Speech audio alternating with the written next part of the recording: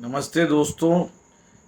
सभी केंद्रीय विद्यालयों में देश भर में कक्षा 1 के प्रवेश के लिए सूची जारी हो चुकी है। दिनांक 23 जून 2021 को लॉटरी हुई।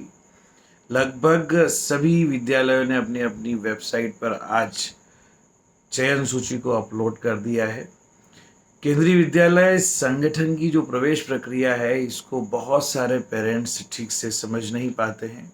इसलिए बार बार अनेक प्रकार से कभी किसी नेता के पास जाकर, कभी किसी प्रतिष्ठित व्यक्ति के पास जाकर, किसी बड़े पद वाले व्यक्ति के पास जाकर संपर्क करते हैं और कई जगह भटकने के बाद भी उन्हें निराशा हाथ लगती है।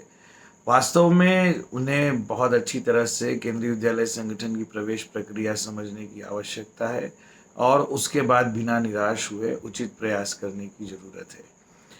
मैं आपको बताना चाहूँगा, केंद्रीय विद्यालय संगठन में प्रवेश के जो नियम हैं वो स्पष्ट है, जग जाहिर है, सार्वजनिक है और 100% ट्रांसपेरेंसी के साथ में केंद्रीय विद्यालयों में प्रवेश प्रक्रिया संपन्न की जाती है।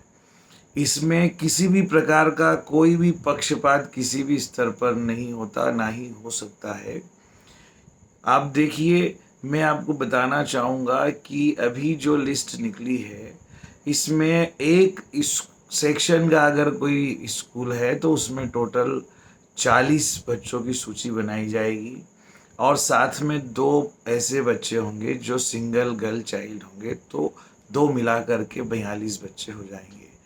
और इसी प्रकार से अगर कोई केंद्रीय विद्यालय के कर्मचारी का बच्चा है तो वो 42 के अलावा सूची से बाहर होगा, लेकिन उसका स्थान ओवर एंड अबव होगा, यानी उसको उस संख्या में नहीं गिना जाएगा चयन प्रक्रिया की और उसका प्रवेश दे दिया जाएगा। 2 सेक्शन के स्कूल में इसी प्रकार से एक सेक्शन के 40 और 2 सेक्शन के कुल 80 विद्यार्थियों का चयन होगा और 2 सेक्शन के अनुमान से 4 ऐसे विद्यार्थी का चयन होगा जो सिंगल गर्ल चाइल्ड यानी अपने पिता की इकलौती संतान है और लड़की है।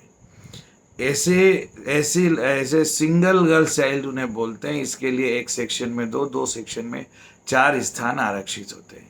इसके अलावा केंद्रीय विद्यालय का कोई भी कर्मचारी अगर आवेदन करता है तो उसका चयन अनिवार्य रूप से कर दिया जाता है और उसे इस चयन प्रक्रिया की गणना में शामिल नहीं किया जाता है।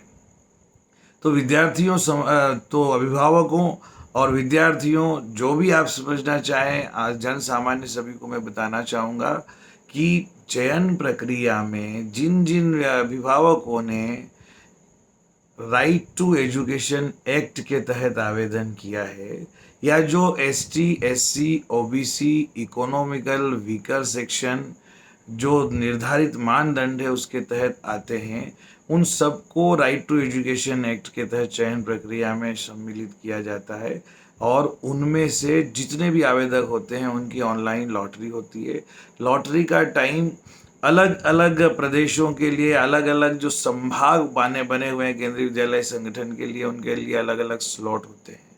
भोपाल संभाग के साथ कुछ संभागों को मिलाकर एक स्लॉट दिया गया था जिसका टाइम 10:30 बजे था और ये प्रक्रिया हमारे मुख्यालय दिल्ली के ही मार्गदर्शन में संपन्न होती है। इसमें किसी भी प्रकार का लोकल लेवल पर कोई हस्तक्षेप ना होता है, ना हो सकता है। हमारा काम है केवल एक निर्धारित समय पर क्लिक करना।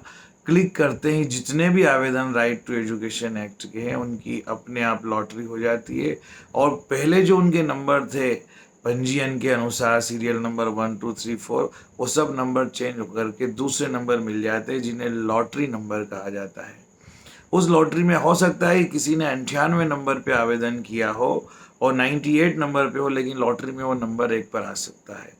अब लॉटरी तो लॉटरी है, ये योग संयोग कहो या आप कुछ भी कहो, लेकिन चाहे 400 लोगों ने राइट टू एजुकेशन एक्ट के तहत आवेदन किया हो, लॉटरी होगी तो 1 से 400 का वो क्रम दे देगी। इसमें 1 से 20 तक जो भी क्रम आएगा वो 20 विद्यार्थी यानी 25% विद्यार्थी, 2 सेक्शन का एक स्कूल है तो 25% यानी 20 विद्यार्थी, एक सेक्शन का स्कूल है तो 10 विद्यार्थी पहले जो नाम होंगे उनको एडमिशन के लिए मुख्य सूची में नाम दिया जाएगा।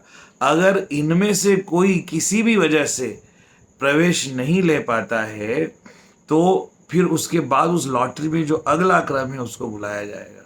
इसमें क्या कारण हो सकता है? जिसका राइट टू एजुकेशन एक्ट में नाम आता है उनके बच्चों को पहली से लेके 8वीं तक फ्री एजुकेशन मिलती है, एडमिशन हो जाता है, फीस नहीं लगती है कंप्यूटर फी के अलावा। तो क्यों ना वो एडमिशन लेने से क्यों मना करेगा? अनिवार्य रूप से सारे के सारे आ जाते हैं, लेकिन फिर भी किसी के अगर जाति प्रमाण पत्र में, किसी के आय प्रमाण पत्र में या किसी भी प्रकार से जो निर्धारित मानदंड है केंद्रीय विद्यालय संगठन के, उनके अनुसार अगर वो अयोग्य पाया जाता है, जैसे 5 किलोमीटर की परिधि में उसका घर होना चाहिए, उनको ही राइट टू एजुकेशन एक्ट के तहत एडमिशन दिया जाता है। लेकिन ऐसा नहीं होने पर अगले क्रम के विद्यार्थी को एडमिशन देने के लिए बुलाया जाता है। तो मान लीजिए 2 सेक्शन का स्कूल है तो कुल 80 चयन होना है, उस 80 में से 20 चले गए राइट टू एजुकेशन एक्ट के तहत। ठीक है, अब बचे 60 एडमिशन। इन 60 एडमिशन में 3% यानी 2 से 3 विद्यार्थी ऐसे चयनित किए जाते हैं जो शारीरिक रूप से विकलांग और फिजिकली डिसेबल पर्सन जो होते हैं या डिफरेंशियली एबल पर्सन जो होते हैं, 40% से ज़्यादा जिनकी विकलांगता होती है, अगर कोई आवेदन करता है तो ऐसे उनकी भी लॉटरी होती है। अगर केवल 2 या 3 अभ्यर्थी है तो उनका चयन हो ही जाता है, लेकिन 3 से ज़्यादा होने पर लॉटरी होती है, उनको क्रम मिलता है, पहले 3 को एडमिशन पहले होता है, उसके बाद में बाकी को। जो भी 3% का नियम है उसके अनुसार प्रवेश होगा। इसके बाद कौन आता है? सबसे पहले आरटीई हो गए, राइट टू एजुकेशन एक्ट वाले, उसके बाद विकलांगता वाले हो गए यानी डिफरेंशियली एबल पर्सन हो गए, उसके बाद कैटेगरी 1। कैटेगरी 1 का मतलब ये होता है कि जो प्योरली सेंट्रल गवर्नमेंट के कर्मचारी है ना, जैसे रेलवे वाला है, जैसे केंद्र सरकार के इनकम टैक्स के डिपार्टमेंट या अदर डिपार्टमेंट, जो भी सेंट्रल गवर्नमेंट के प्योर कर्मचारी है, उनको कैटेगरी 1 में मानते हुए उनका चयन किया जाता है। अगर 60 स्थान रिक्त है और 60 लोग कैटेगरी 1 के हैं गवर्नमेंट के, तो उन 60 का चयन हो जाएगा, उसके बाद अगली कैटेगरी आएगी। लेकिन कई बार ऐसा होता नहीं है, छोटी जगहों पर तो 10-20 लोग भी मुश्किल से मिलते हैं, तो कैटेगरी 1 में जो आवेदन करते हैं उनकी लॉटरी होती है, उनको नंबर दिया जाता है। उसके बाद कैटेगरी 2 आती है सेंट्रल गवर्नमेंट की ऑटोनोमस बॉडी। ऑटोनोमस बॉडी का मतलब ये होता है कि जैसे स्टेट बैंक ऑफ इंडिया हो गई, केंद्रीय विद्यालय संगठन भी एक ऑटोनोमस बॉडी है, लेकिन इसके कर्मचारियों को तो वैसे ही ओवर एंड अबव दिया जाती है प्राथमिकता। तो और जो जो भी केंद्र सरकार के उपक्रम हैं, ऑटोनोमस बॉडी है, उनके बच्चों को कैटेगरी 2 में रखा जाता है। कैटेगरी 1 की सीटें अगर सारी सीटें कैटेगरी 1 को नहीं मिली तो जो सीटें बचती है उसके लिए कैटेगरी 2 का लॉटरी होती है, उसमें फिर वापस से क्रम दिया जाता है, 1 से शुरू होता है। तो जितनी सीटें बची है उनके लिए कैटेगरी 2 को दे दिया जाता है, और ज़्यादा अगर आवेदक है तो बाकी सब वेटिंग में चले जाते हैं। इसके बाद लिया जाता है कैटेगरी 3 यानी तृतीय श्रेणी। तृतीय श्रेणी में आते हैं स्टेट गवर्नमेंट के राज्य शासन के कर्मचारी। राज्य शासन के कर्मचारियों के बच्चों के लिए कैटेगरी 3 होती है। तो अगर कैटेगरी 1 और 2 से जो बचे हुए जो स्थान हैं, पहले 20 हो गए राइट टू एजुकेशन एक्ट के 80 में से, 3 हो गए आपके फिजिकली जो हैंडीकैप्ड है उनके 23, तो बाकी जो बचे 57 उनमें कैटेगरी 1 और 2 को पहले प्राथमिकता दी जाएगी। फिर भी कोई स्थान अगर बच जाता है तो राज्य शासन के कर्मचारी, और उनमें भी राज्य शासन के कर्मचारियों में जिसके जितने ज़्यादा ट्रांसफ़र हुए हैं उनको अपने आप लॉटरी में पहला स्थान मिल जाता है। जो नियम बना हुआ है, जो कार्यक्रम सेट है, उसके अनुसार ज़्यादा से ज़्यादा ट्रांसफ़र वालों को पहले मौका दिया जाता है, कम से कम ट्रांसफ़र वालों को बाद में मौका दिया जाता है। तो इस प्रकार से तृतीय श्रेणी कर्मचारी के जो भी सदस्य है उनकी लॉटरी होती है, फिर उनको क्रम दिया जाता है। इसमें एक और ध्यान देने योग्य बात यह है कि जो आरक्षण होता है वो SC ST OBC का जो आरक्षण होता है उसको भी ध्यान में रखा जाता है। उसके बाद तृतीय श्रेणी के कर्मचारियों को देखा जाता है। तो आज आरक्षण का नियम क्या है कि एससी के देना है आपको 15%। अगर 80 सीट है तो 12 बच्चों को आपको एससी को देना ही पड़ेगा, चाहे वो किसी भी कैटेगरी के हो। तो ये कैटेगरी वहीं से गिनना शुरू होती है कि जो 20 अपन ने चयन किए थे राइट टू एजुकेशन एक्ट के, उसमें 12 में से कितने एससी के उसमें आ गए। बचे तो विकलांगता में, फिर बचे तो कैटेगरी 1 में, देखिए, है ना। अगर कैटेगरी 1 में एससी के वो पूरे नहीं होते हैं तो आपको एससी के बच्चों के नाम की एक और लॉटरी होती है उसमें। तो जो लॉटरी में जो क्रम है उसमें से पहले उम्मीदवार को एससी को लेना पड़ेगा। यानी अगर लॉटरी की चयन प्रक्रिया में जो सरकारी कर्मचारी है, चाहे केंद्र हो सरकार या राज्य सरकार के हो, अगर एससी की सीटें नहीं भरी है तो किसी भी कैटेगरी का एससी का जो कैंडिडेट होगा एससी की लॉटरी में से हमें लेना पड़ेगा और इसे प्रायोरिटी देना पड़ेगी। ठीक इसी प्रकार से एसटी के 80 में से 6 यानी 7.5% जो है 6 लोगों को लेना पड़ेगा।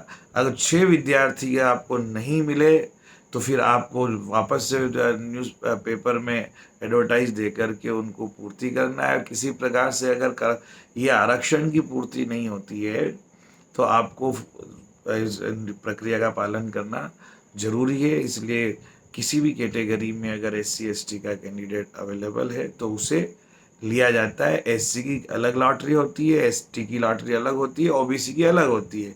ओबीसी का 27% आरक्षण है, अगर 80 सीट है तो 22 सीट इस आरक्षण में आएगी। और अगर ये 22 सीट अगर आपके इन कैटेगरी किसी भी कैटेगरी को लेने से पूर्ण नहीं हुई तो आने वाली जो कैटेगरी है उसमें से पहले आप एससी का लेंगे, उसके बाद उस कैटेगरी में जाकर के चयन करेंगे। इस प्रकार से ये कैटेगरी 3 का और मैंने आरक्षण का बता दिया। कैटेगरी 4 जो होती है स्टेट गवर्नमेंट की ऑटोनोमस बॉडी, जैसे ये विद्युत मंडल है, मध्य प्रदेश मध्य क्षेत्र एमपी भी जिसको बोल के नाम से हम जानते हैं, ये एक ऑटोनोमस बॉडी है। आंगनवाड़ी भी ऑटोनोमस बॉडी में आती है। ऐसे जो ऑटोनोमस बॉडी के कर्मचारी होते हैं उनको कैटेगरी यानी श्रेणी 4 में रखा जाता है। श्रेणी 3 के जितने भी आवेदक है उनको लेने के बाद अगर सीट बचती है तो फिर श्रेणी 4 के विद्यार्थियों का नंबर लगेगा। ज़्यादातर तो श्रेणी 3 में ही सारी सीटें समाप्त हो जाती है, लेकिन किसी कारणवश कोई एडमिशन नहीं ले पाया तो फिर वेटिंग लिस्ट में से लिया जाता है। कभी कभी ऐसा भी होता है कि एक ही कैंडिडेट ऐसा होता है जो मान लो एसटी एससी का है, नौकरी वाला भी है, तो उसका जो चयन है वो राइट टू एजुकेशन एक्ट में भी हो जाता है और अपनी कैटेगरी में भी उसका चयन हो जाता है। तो दो में से वो एक ही कैटेगरी में एडमिशन लेगा। अगर ऐसे 2-4 बच्चे हो गए तो दो जगह जिनका चयन हो गया तो एडमिशन तो एक ही जगह होगा। तो फिर बाकी का जो ये जो लिस्ट खसकेगी आगे तो फिर वेटिंग में वो चले जाएंगे। वेटिंग 1 2 3 को स्टार्ट करेंगे, वो वेटिंग किसी भी लेवल पे हो। तो इस प्रकार से ये कैटेगरी 4 जो होती है इसमें से भी सब अगर उपयोग में आ गए और एडमिशन हो गया तब कैटेगरी 5 आती है। कैटेगरी 5 में सभी कास्ट, सभी जाति, सभी धंधा व्यवसाय, प्राइवेट नौकरी वाले वो सब लोग आ जाते हैं जो एडमिशन चाहते हैं और जिन्होंने आवेदन किया है। तो कैटेगरी 5 में विशेष करके बड़े शहरों के स्कूलों में तो नंबर ही नहीं लगता है क्योंकि आवेदनों की संख्या बहुत ज़्यादा होती है। केंद्रीय विद्यालय संगठन की लोकप्रियता को देखते हुए और केंद्रीय विद्यालयों की लोकप्रियता को देखते हुए इतने ज़्यादा आवेदन आते हैं कि उनका नंबर ही नहीं लगता। तब क्या करें? तो ये तो एक एडमिशन की प्रोसेस है। उनमें से कुछ हो सकता है सिंगल गर्ल चाइल्ड, जिनका एक ही बच्चा है और वो लड़की है, तो उसके लिए भी लॉटरी होती है ऐसे आवेदकों के लिए। तो एक सेक्शन के स्कूल में 2 और 2 सेक्शन के स्कूल में 4 लड़कियों का चयन होता है। ये 80 के बाद है, 80 + 4, ठीक है। ये 84 स्थान हो गए 2 सेक्शन के लिए। इसके बाद कौन से एडमिशन होंगे? कलेक्टर साहब की चेयरमैन जो भी होता है, अगर आर्मी एरिया में तो आर्मी का कमांडर चेयरमैन होता है, अगर सिविल एरिया में है तो कलेक्टर साहब चेयरमैन होते हैं।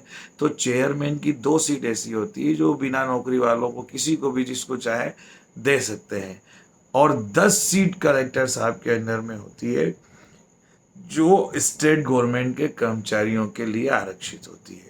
अगर आवेदन करने वालों में कम से कम 10 स्टेट गवर्नमेंट के कर्मचारियों का चयन क्लास 1 में अगर हो गया है तो कोई प्रॉब्लम नहीं, वो चयन हो गया है तो 10 उनकी कैटेगरी के आ गए और वो इसी में सम्मिलित कर लिए जाते हैं।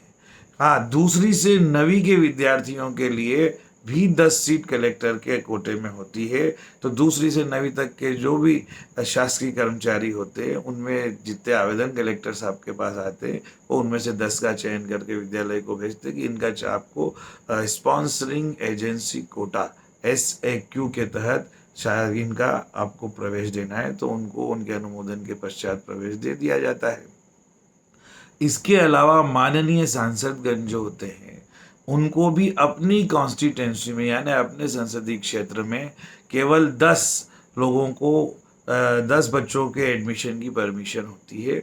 वो अपने विवेकानुसार 10 लोगों के नाम दिल्ली भेजते हैं, वहाँ से हमारे हेडक्वार्टर से वो मंत्रालय होते हुए अप्रूवल होके आ जाता है।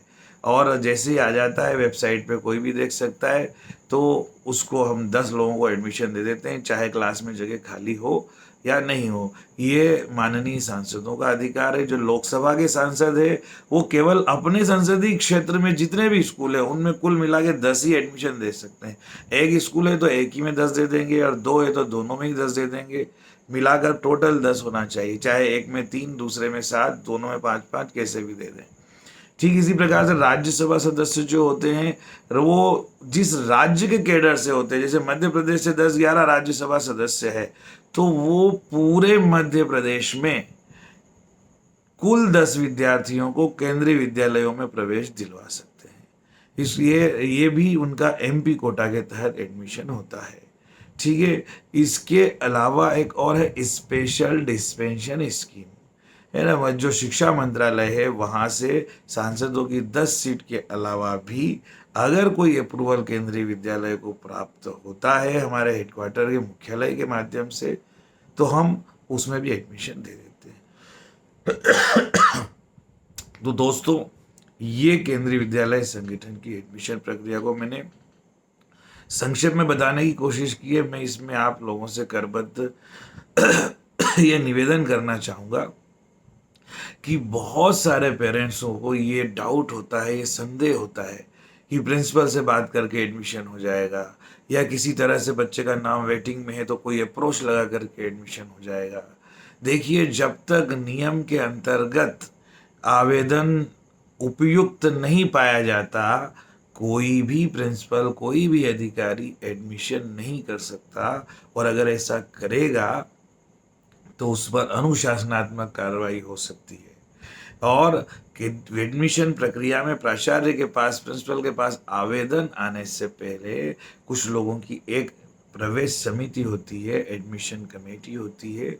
उस एडमिशन कमेटी के लोग पात्रता अनुसार जो आवेदन मांगे गए थे, आए गए थे, एडमिशन के लिए जो आवेदन आए हैं, एडमिशन से पहले वो हर तरह से जांच करते हैं प्रत्येक कागजात की, और उसके बाद ही वो प्रिंसिपल के पास अनुशंसा करते हैं एडमिशन की, तभी प्राचार्य अंतिम हस्ताक्षर करता है एडमिशन के लिए। लेकिन आप इस बात को हमेशा ध्यान में रखें कि केंद्रीय विद्यालय संगठन की प्रवेश प्रक्रिया बहुत साफ सुथरी है, बहुत पारदर्शी है। इसमें किसी भी प्रकार का पक्षपात करने की, गलत तरीके से एडमिशन कर देने की कोई गुंजाइश ही नहीं है। और अगर किसी भी वजह से अगर कोई गलत एडमिशन हो जाता है और बाद में संज्ञान में आता है, तो वो स्वतः निरस्त भी हो सकता है। और गलत एडमिशन करने वाला, चाहे कोई भी कर्मचारी हो, प्राचार्य हो या कोई भी सदस्य हो, उस पर अनुशासनात्मक कार्रवाई की जा सकती है, उनको सस्पेंड किया जा सकता है, उनकी नौकरी पे आ सकती है। तो कोई भी कर्मचारी, कोई भी प्रिंसिपल क्यों रिस्क लेकर के एडमिशन करेगा।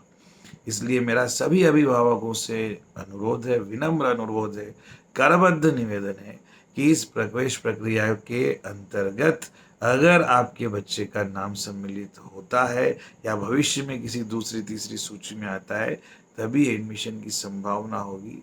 इसलिए अनावश्यक किसी भी प्रकार की अप्रोच लगाने की, किसी भी प्रकार का दबाव बनाने की कोई प्रयास मत कीजिए, उससे कोई लाभ नहीं होने वाला है।